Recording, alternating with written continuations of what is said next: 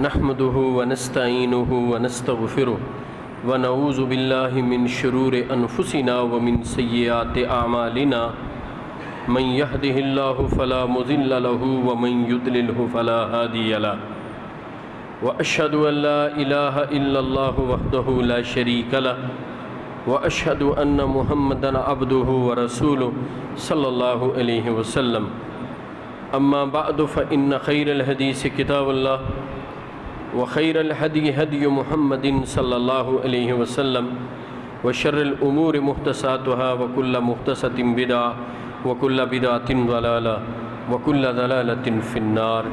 قال الله تبارك وتعالى أعوذ بالله السميع العليم من الشيطان الرجيم لو يطيعكم في كثير من الأمر لعنتم ولكن الله حبب إليكم الإيمان وزينه في قلوبكم وكره إليكم الكفر والفسوق والعصيان أولئك هم الراشدون.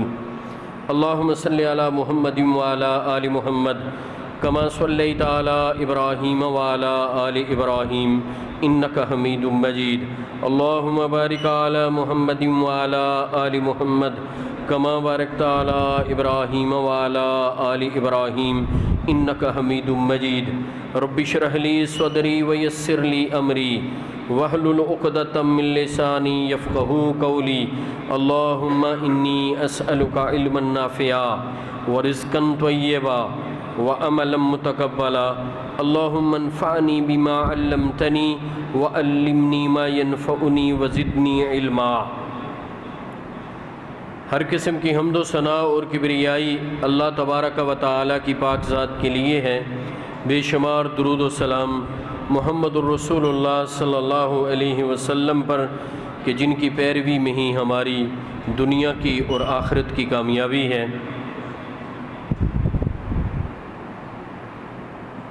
آج سے انشاءاللہ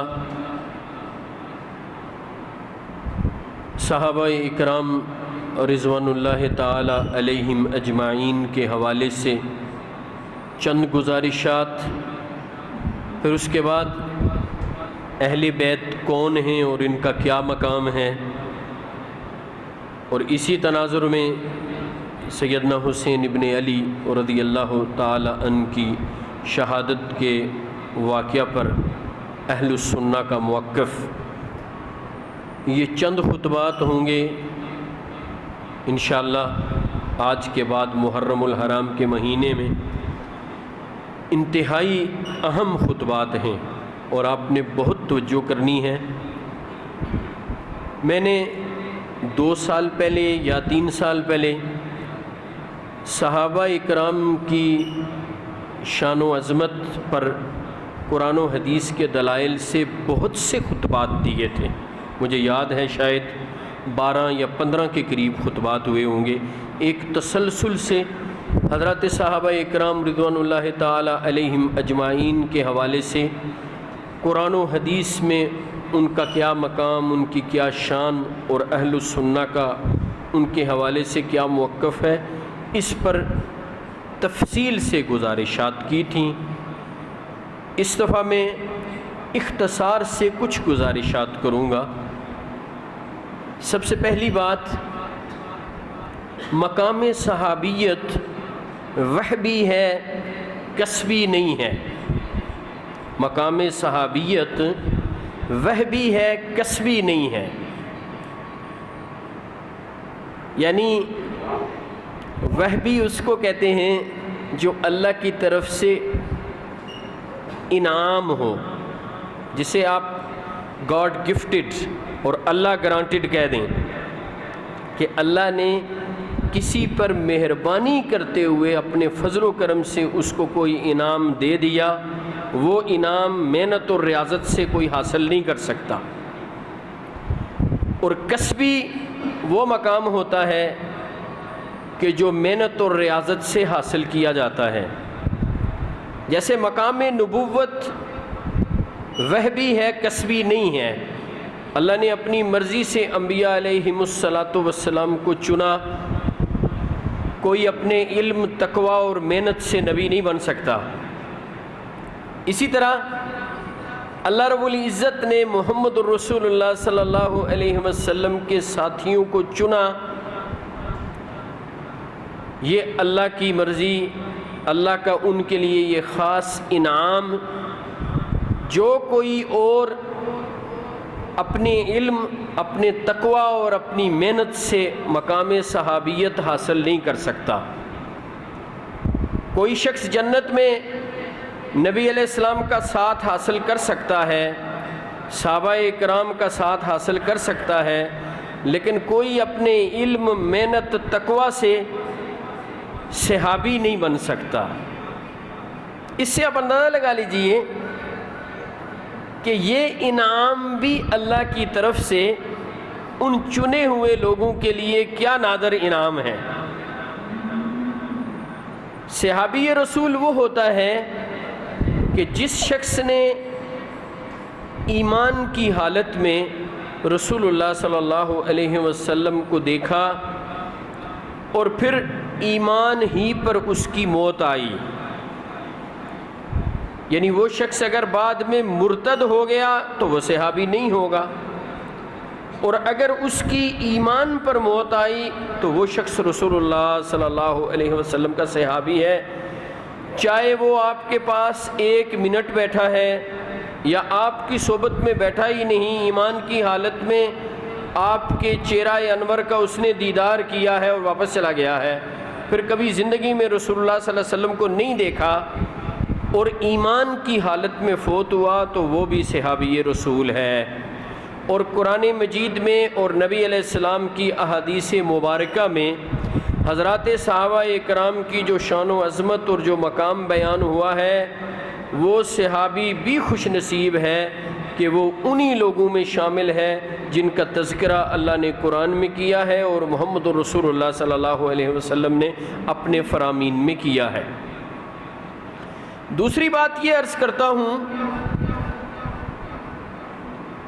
کہ صحابہ کرام وہ خوش نصیب شخصیات ہیں، وہ خوش نصیب لوگ ہیں کہ جو ابھی دنیا میں آئے ہی نہیں، اللہ رب العزت نے ان کا تذکرہ پچھلی کتابوں میں کر دیا۔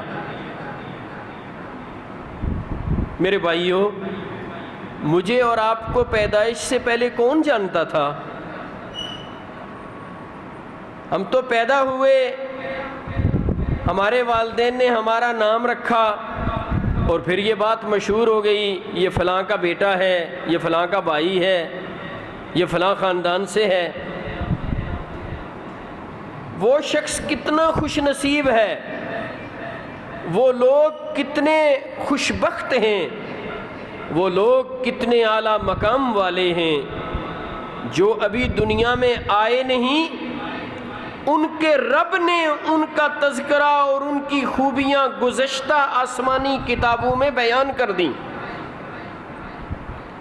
یہ نادر مقام بھی حضرات صحابہ کرام کو نصیب ہوا، اور قرآن مجید میں اس بات کا تذکرہ ہے، محمد الرسول اللہ والذین معہ اشداء علی الکفار رحماء بینہم تراہم رکعا سجدا یبتغون فضلا من اللہ ورضوانا سیماہم فی وجوہہم من اثر السجود ذالک مثل۔ عزت فرماتے ہیں یہ وہ خوش نصیب لوگ ہیں کہ جن کا اللہ نے تورات اور انجیل میں تذکرہ کر دیا کہ رسول اللہ صلی اللہ علیہ وسلم کے ساتھیوں میں کیا کیا خوبیاں ہوں گی۔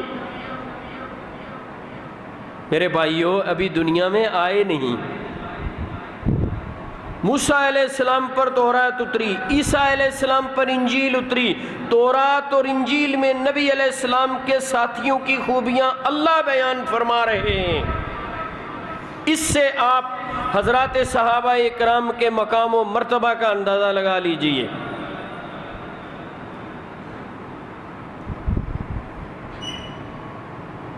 تیسری بات یہ عرض کرتا ہوں کہ حضرات صحابہ کرام سارے کے سارے رشد و ہدایت والے ہیں، وہ ایسی خوش نصیب ہستیاں ہیں، وہ ایسی خوش نصیب شخصیات ہیں کہ اللہ رب العزت نے ان کے دلوں کو ایمان سے بھر دیا، ان کے ایمان کو ہمارے لیے معیار قرار دیا۔ اور دوسری بات، جب ان کے دلوں کو ایمان سے مزین کیا تو اللہ رب العزت نے ان کے لیے کفر، فسق اور عصیان تینوں چیزوں کو ناپسندیدہ قرار دے دیا۔ یہ سورہ حجرات کی آیت ہے جو میں نے خطبہ کی ابتدا میں تلاوت کی ہے، اور یاد رکھیے یہ آیت فتح مکہ کے بعد نازل ہوئی ہے۔ میرے بھائیوں، یہ آیت صرف بدریوں کے لیے نہیں ہے، یہ آیت صرف حدیبیہ والوں کے لیے نہیں ہے، یہ آیت صرف ان کے لیے نہیں ہے جنہوں نے فتح مکہ سے پہلے مال و جان کی قربانی دی، یہ آیت ان کے لیے بھی ہے جو فتح مکہ کے بعد مسلمان ہوئے اور اس کے بعد اپنے جان و مال کے ساتھ اسلام کی ترویج و اشاعت میں اور رسول اللہ صلی اللہ علیہ وسلم کی تابعداری میں اور آپ کو خوش کرنے میں اپنا کردار ادا کیا۔ وہ سارے لوگ اس آیت میں شامل ہیں جو فتح مکہ کے بعد نازل ہوئی، اور فتح مکہ کے بعد کچھ عرصہ کے بعد رسول اللہ صلی اللہ علیہ وسلم دنیا سے تشریف لے گئے۔ اس آیت میں وہ سارے لوگ انشاءاللہ شامل ہیں جن کے متعلق اللہ رب العزت نے سورہ نصر نازل فرمائی، اذا جاء نصر اللہ والفتح ورأیت الناس يدخلون فی دین اللہ افواجا، فی دین اللہ افواجا، یدخلون، یخرجون نہیں ہے، یخرجون تو نہیں ہے نا، کہ دین اسلام سے جتنے مسلمان ہوئے تھے فوج در فوج نکلنے لگ گئے، یہ آیت تو نہیں ہے نا۔ الفاظ کیا ہیں؟ یدخلون فی دین اللہ افواجا، فوج در فوج، گروہ در گروہ اسلام میں داخل ہو رہے ہیں۔ یہ نہیں فرمایا جو سارے اسلام میں داخل ہوئے تھے اب نکل رہے ہیں، اللہ یہ فرما رہے ہیں اے محمد صلی اللہ علیہ وسلم، آپ دیکھ رہے ہیں کہ لوگ فوج در فوج اسلام میں داخل ہو رہے ہیں، اب یہ اس موقع پر آپ کیا کیجئے؟ نبی علیہ السلام کو خطاب ہے، فَسَبِّحْ بِحَمْدِ رَبِّكَ وَاسْتَغْفِرْ، آپ اپنے رب کی تسبیح بیان کیجئے، اپنے رب کی تعریف کیجئے جس نے آپ کو یہ خوبصورت ساتھی دیے اور یہ لوگ فوج در فوج آپ کے ہاتھ پر اسلام قبول کر کے آپ کا ساتھ دے رہے ہیں اور آپ کے ساتھی بن رہے ہیں۔ اس پر اللہ کی تسبیح بیان کیجئے اور استغفار کیجئے۔ اور اسی آیت کو سن کر باقی لوگ خوش ہیں، ابو بکر صدیق رضی اللہ تعالیٰ عنہ رونے لگے، اور کسی نے پوچھا ابو بکر یہ رونے کا مقام ہے یا خوش ہونے کا مقام ہے؟ کہنے لگے تمہیں نہیں پتہ، اس میں ایک اور اشارہ ہے، اس میں اشارہ یہ ہے کہ اب نبوت کا مشن مکمل ہو چکا، اب لوگ فوج در فوج اسلام میں داخل ہو رہے ہیں، اب رسول اللہ صلی اللہ علیہ وسلم کے جانے کا وقت قریب آ گیا ہے۔ آپ اس کے بعد دنیا سے تشریف لے گئے۔ سو میرے بھائیوں، یہ آیت سارے صحابہ کرام کے لیے ہے۔ کون سی آیت؟ سورہ حجرات کی، وَلَوْ يُطِيعُكُمْ فِي كَثِيرٍ مِّنَ الْأَمْرِ لَعَنِتُّمْ وَلَكِنَّ اللَّهَ حَبَّبَ إِلَيْكُمُ الْإِيمَانَ وَزَيَّنَهُ فِي قُلُوبِكُمْ وَكَرَّهَ إِلَيْكُمُ الْكُفْرَ وَالْفُسُوقَ وَالْعِصْيَانَ أُولَئِكَ هُمُ الرَّاشِدُونَ۔ کائنات کے رب کی قسم، کوئی رافضی، کوئی صحابہ کرام کی شان میں تنقیص کرنے والا صحابہ اکرام کی شان میں گستاخی کرنے والا، ان کے متعلق اپنی زبان کھولنے والا، اس کی کوئی ایسی تشریح توضیح یا اس کا ترجمہ نہیں کر سکتا جو ہم کر رہے ہیں، اس کے علاوہ ہو ہی نہیں سکتا۔ وہ ذرا اس کا ترجمہ کرے نا، اس سے کوئی ایسی بات نکالے کہ نہیں اس آیت میں تو یوں بیان ہوا ہے۔ میرے بھائیوں، صاف الفاظ میں اللہ رب العزت نے فرمایا وَلَكِنَّ اللَّهَ حَبَّبَ إِلَيْكُمُ الْإِيمَانَ، اللہ نے تمہارے لیے ایمان کو پسند کر لیا۔ اس لیے اللہ رب العزت نے قرآن مجید میں یہ بات بیان فرمائی پہلے پارے کے آخر میں، فَإِنْ آمَنُوا بِمِثْلِ مَا آمَنْتُمْ بِهِ فَقَدِ اهْتَدَوْا۔ لوگو،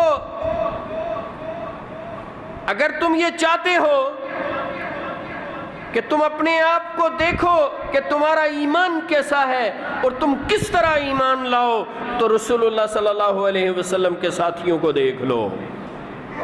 تم ابو بکر، عمر، علی، عثمان کو دیکھ لو رضی اللہ تعالی عنہم اجمعین۔ تم اہل بیت کو دیکھ لو،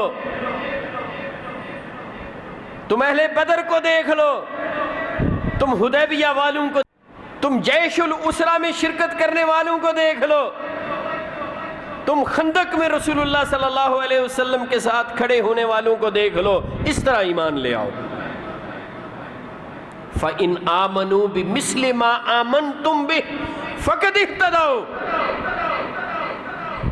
ان لوگوں کی طرح ایمان لے آؤ، تم ہدایت یافتہ ہو، تمہارا ایمان معیاری ہے، تم اللہ کے ہاں کامیاب ہو۔ اللہ فرماتے ہیں میں نے ایمان کو ان کے لیے پسند کر لیا، تمہارے لیے ایمان کو پسند کر لیا۔ یہ صحابہ کرام سے اللہ کا خطاب ہے، نبی علیہ السلام کے ساتھیوں سے۔ وَزَيَّنَهُ فِي قُلُوبِكُمْ، اور محض ایمان کو پسند نہیں کیا، ایمان کو تمہارے دلوں میں پختہ کر دیا، تمہارے دلوں کو ایمان سے مزین کر دیا۔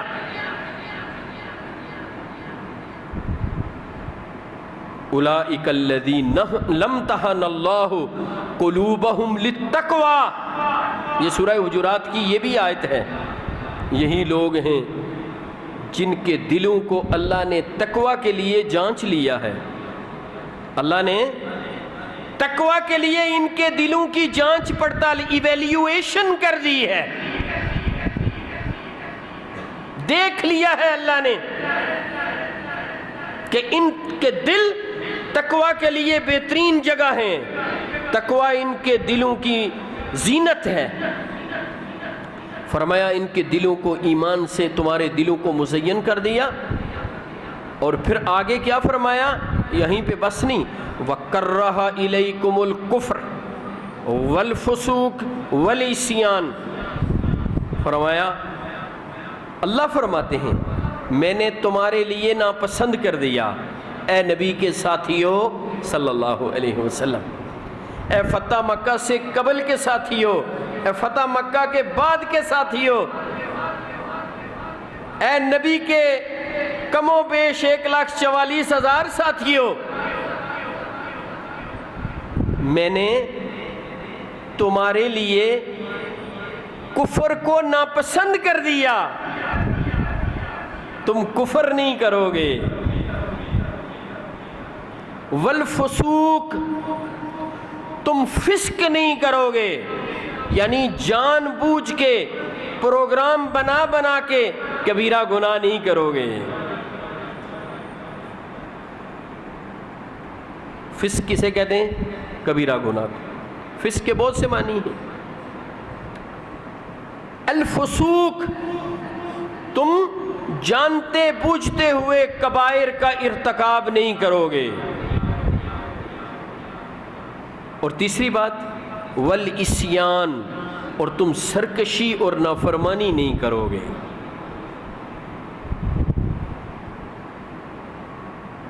لیکن کیا صحابہ کرام معصوم عن الخطا ہیں؟ نہیں، معصوم عن الخطا تو صرف انبیاء علیہم الصلوۃ والسلام۔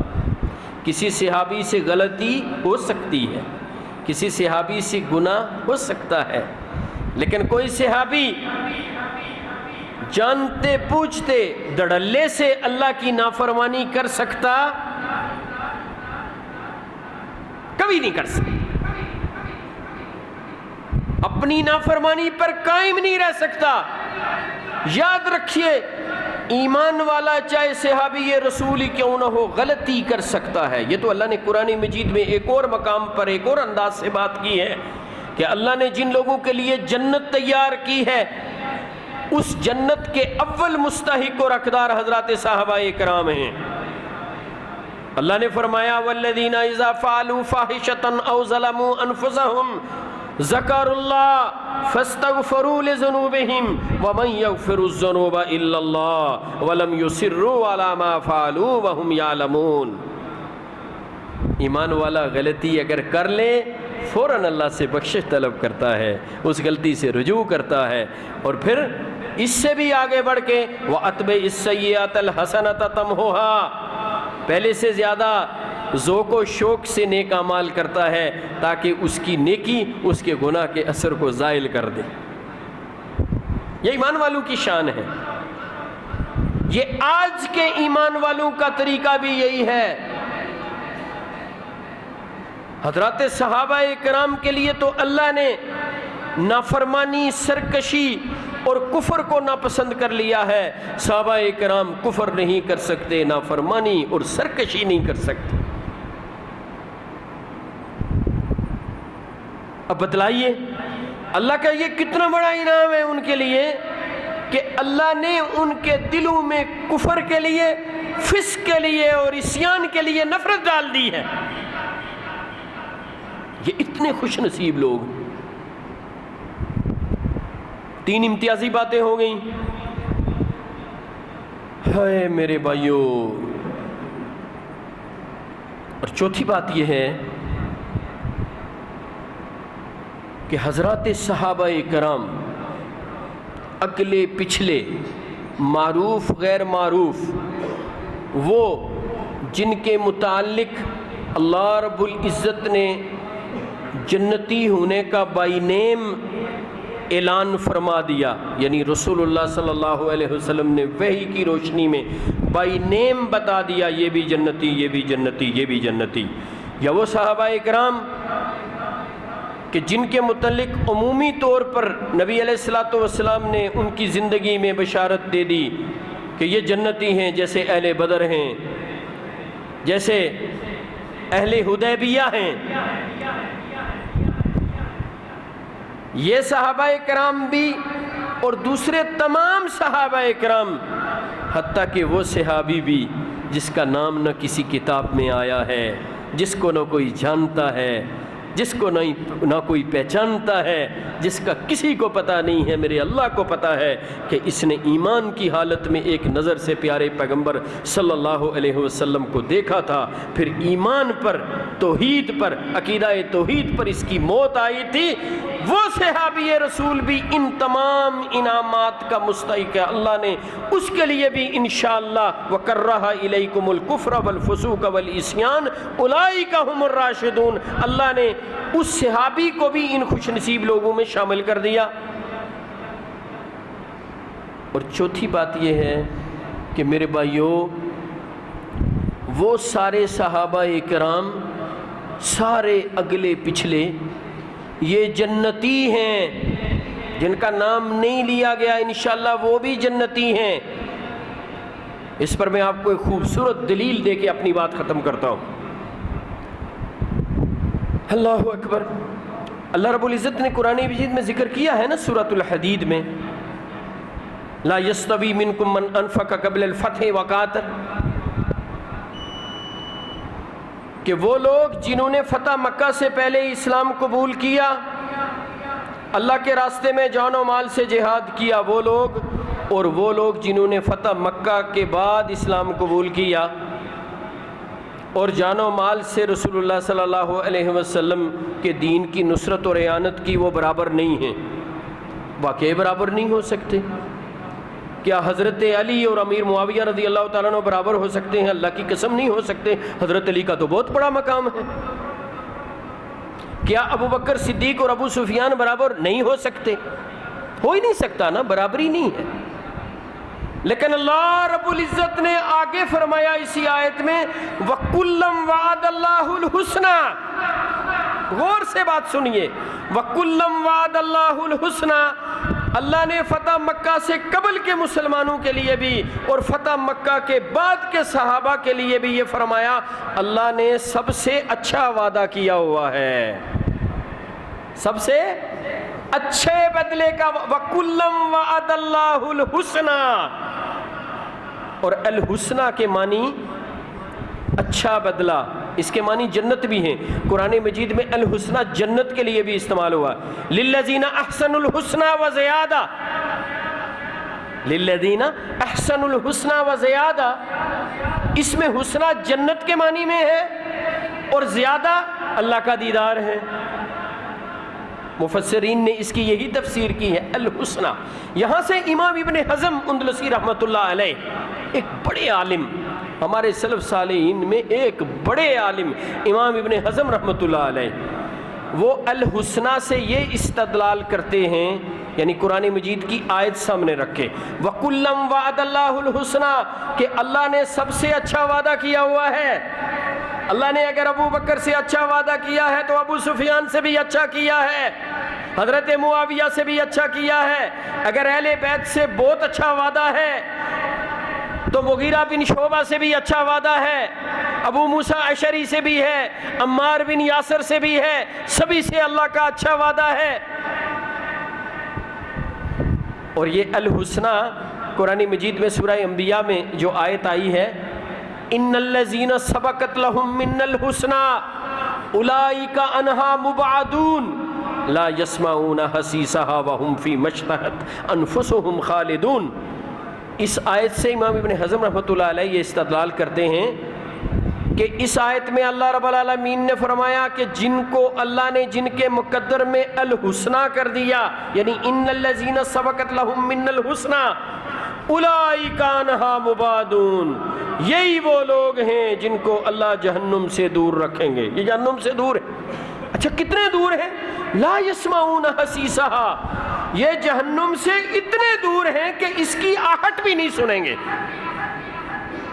لا یسمعون حسیسہا، اس سے امام ابن حزم اندلسی رحمۃ اللہ علیہ فرماتے ہیں اللہ اکبر اللہ اکبر، وہ فرماتے ہیں کلہم من اہل الجنت قطعا، کلہم سارے کے صحابہ، سارے کے سارے صحابہ، کلہم من اہل الجنت قطعا، سارے کے سارے صحابہ قطعی جنتی ہیں، اس لیے کہ الحسنہ والے جہنم سے اتنے دور ہوں گے کہ لا یسمعون حسیسہا، وہ اس کی آہٹ بھی نہیں سنیں گے۔ ان چار باتوں پر یہیں اکتفا کرتا ہوں، اس سے بات آگے متصل اگلے خطبے میں۔ میرے بھائیوں بڑے اہم خطبات ہیں میری نظر میں یہ آنے والے 4-5، ضرور آپ توجہ سے بات سنیے گا اور سمجھیے گا۔ اللہ رب العزت ہمیں صحابہ کرام سے محبت کرنے، سبھی سے، اگلوں پچھلوں سے، اعلیٰ مقام والوں سے، نیچے والے مقام والوں سے، اہل بیت سے، اہل بدر سے، اہل حدیبیہ سے، سبھی سے اللہ رب العزت ہمیں پیار کرنے، محبت کرنے، ان کی عزت کرنے، ان کی تکریم کرنے کی توفیق عطا فرمائے کہ یہی اللہ کا حکم ہے اور اسی پر رسول اللہ صلی اللہ علیہ وسلم کے صراحت سے فرامین موجود ہیں۔ اللہ رب العزت ہمیں حضرات صحابہ کرام کی محبت عطا فرمائے۔ وما توفیقی الا باللہ، علیہ توکلت و الیہ انیب۔ سبحان ربک رب العزت عما یصفون وسلام علی المرسلین والحمد للہ رب العالمین۔ Oh